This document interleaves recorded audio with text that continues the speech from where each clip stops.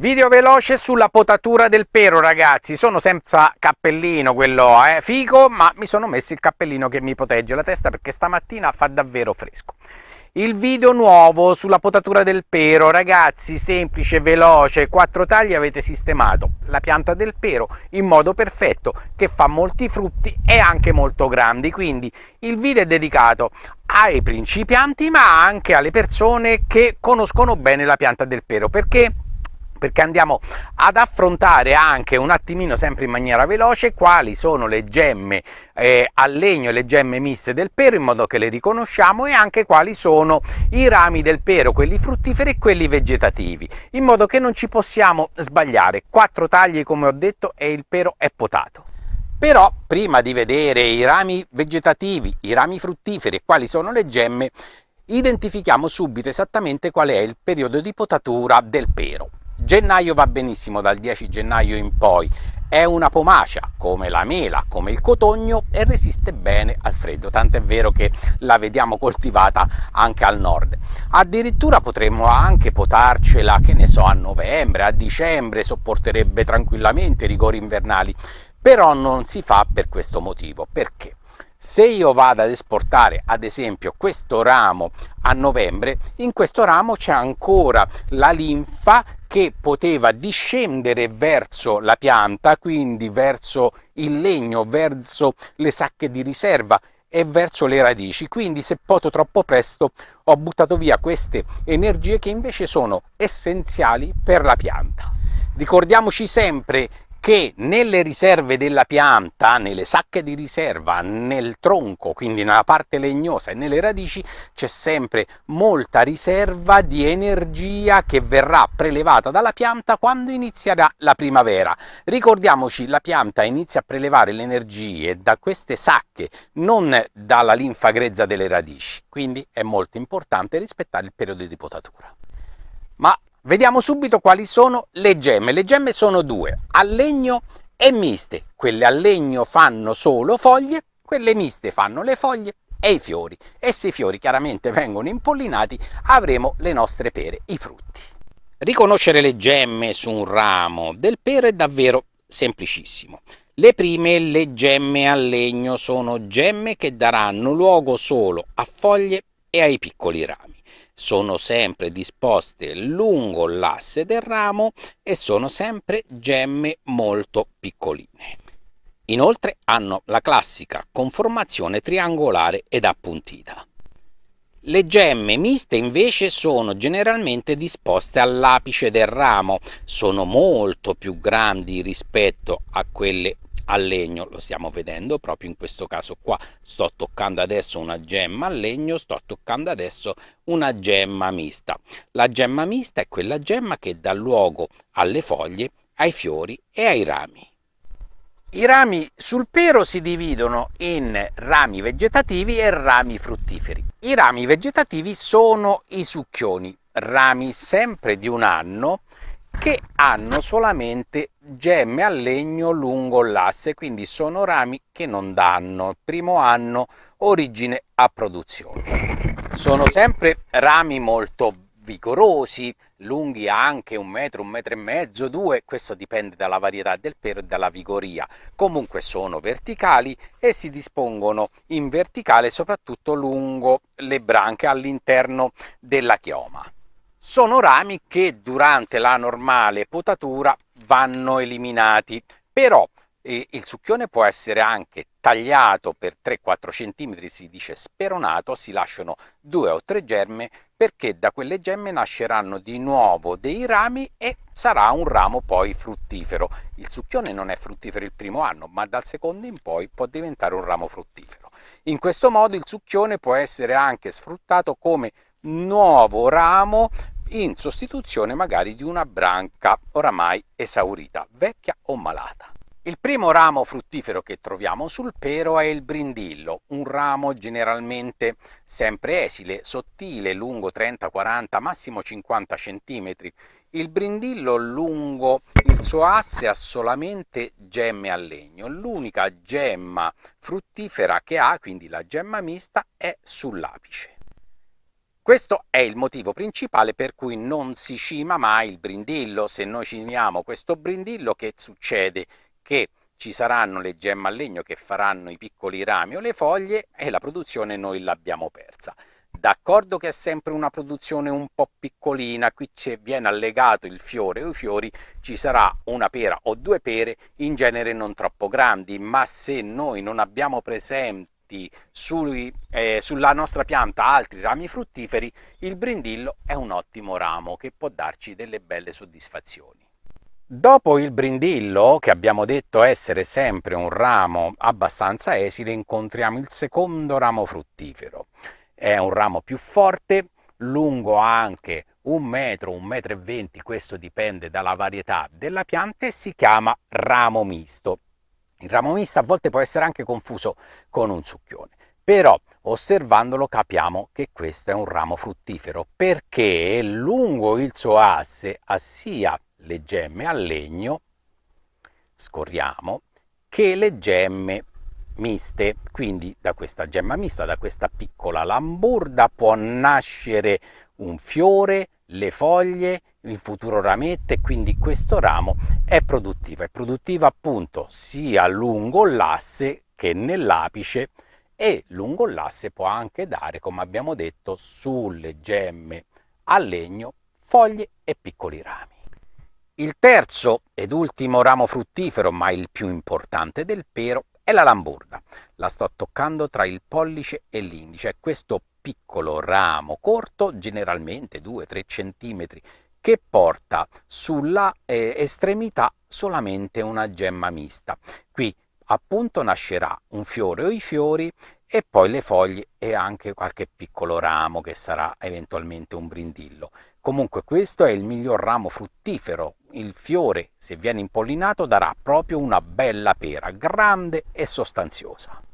Qui stiamo osservando un ramo pieno zeppo di lamburda. La lamburda, abbiamo detto, si rigenera nel tempo, però quando la sua rigenerazione porta, con le sacche di riserva dove noi stacchiamo il frutto, ad una conformazione chiamata zampa di gallina o zampa di gallo, ossia queste conformazioni un po', diciamo, tutte dinoccolate, vengono eliminate e si lascia magari la lamburda sottostante, perché qui i frutti iniziano ad essere davvero alimentati in malo modo e ad essere sempre frutti un po' piccolini. Quindi le zampe di gallo, queste conformazioni un po' tutte stortignacole così, vengono eliminate durante la potatura. Ora che abbiamo visto quali sono le gemme del pero, i rami fruttiferi e quelli vegetativi, siamo pronti a potarlo. Allora, innanzitutto, come posso allevare? Qual è la forma che posso dare al mio pero? Si adatta bene un po' a tutto quanto, anche a spagliera, come se fosse un filaro di vite, ma io amo potarlo, quindi allevarlo a triangolo rovesciato. Praticamente allevo 4 branche, così, disposte, diciamo, 2 a nord e a sud, quindi opposte tra di loro, e 2 a est e a ovest. Ogni branca, facciamo finta che la branca è il mio braccio, avrà quindi una punta, sarà inclinata rispetto al centro di quei 30-40 gradi, e renderò libera la chioma, quindi al centro cercherò di togliere i succhioni affinché la luce penetra all'interno della pianta, illumina tutte le foglie anche al centro della pianta, che con la loro sintesi clorofilliana elaborano la linfa grezza, che è prelevata dalle radici, diventa linfa elaborata e andrà a tutti gli organi vegetativi, le foglie, i fiori, che quando saranno impollinati diventeranno frutti, bei frutti grandi, dolci e succosi. Quindi adesso facciamo un ramo insieme e poi il resto viene da sé. La prima cosa fondamentale: si parte sempre dalla cima di ogni albero da potare e si scende giù giù. Facciamolo insieme, un ramo. Per prima cosa partiamo sempre ad eliminare i succhioni che ci sono all'interno. Abbiamo detto che dobbiamo svuotare la chioma all'interno per far penetrare la luce, quindi ci mettiamo qui con un po' di santa pazienza e iniziamo ad eliminare tutti quanti i succhioni che non ci interessano.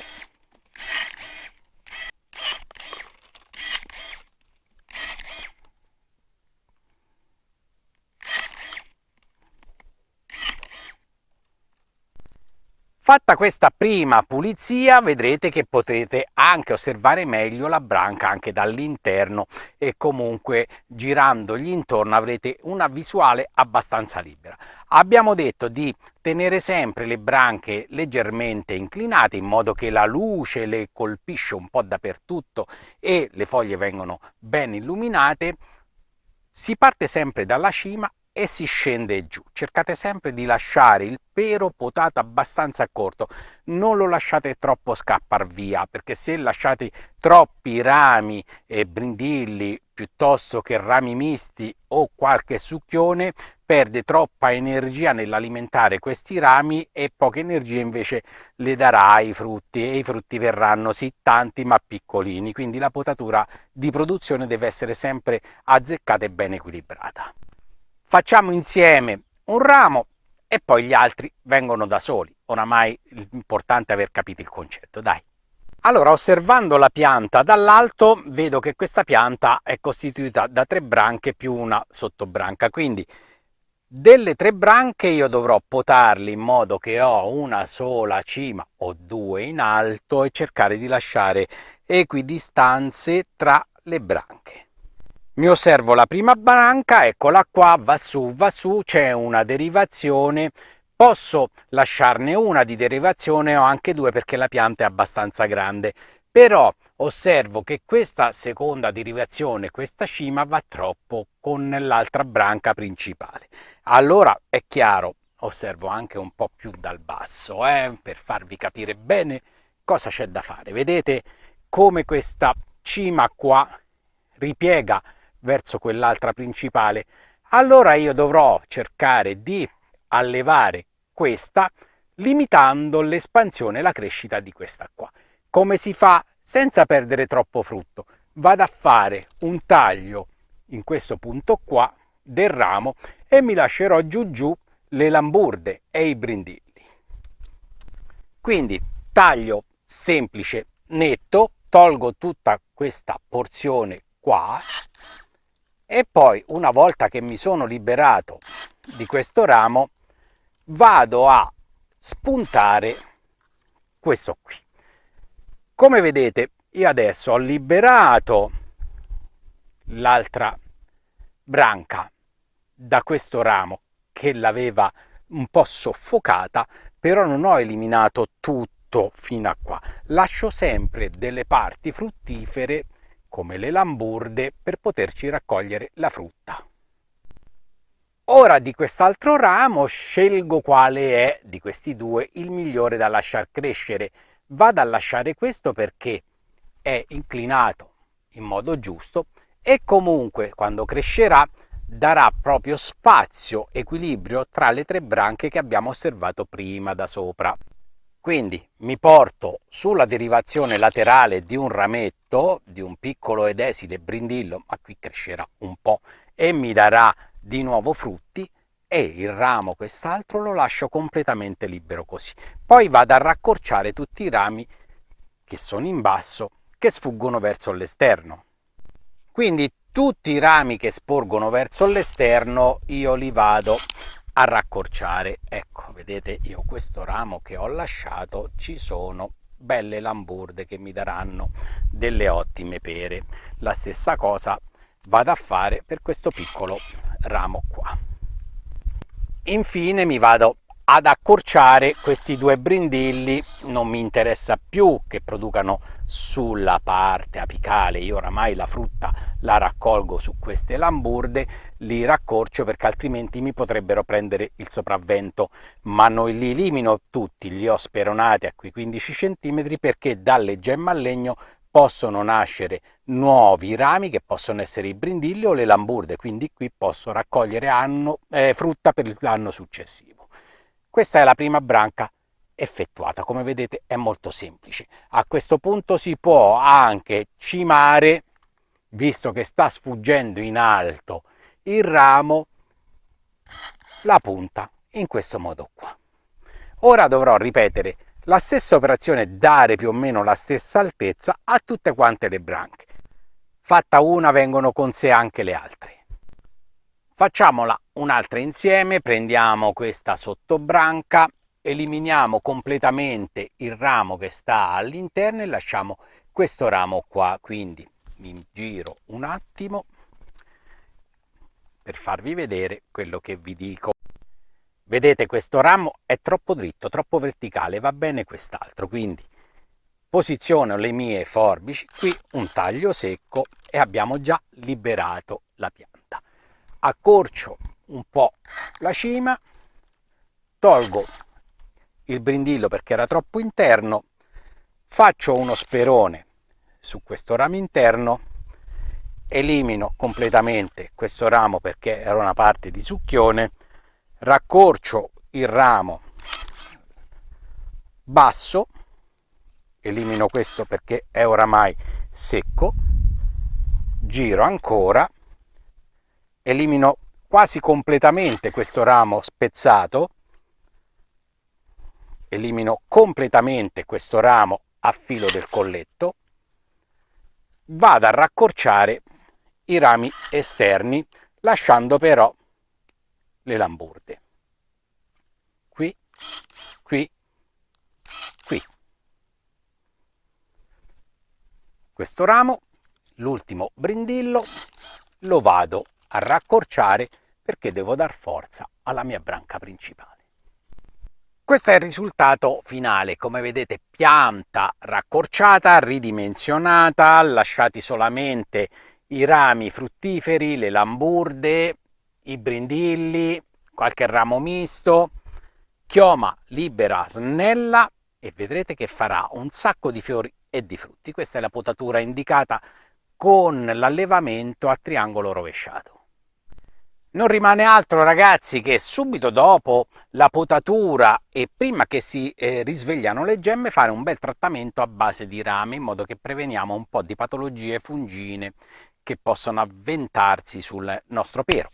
Io ragazzi vi saluto così, ci vediamo al prossimo video, un abbraccio a tutti da Pier Giorgio, iscrivetevi al canale, ciao ragazzi, alla prossima, io vado a pranzo.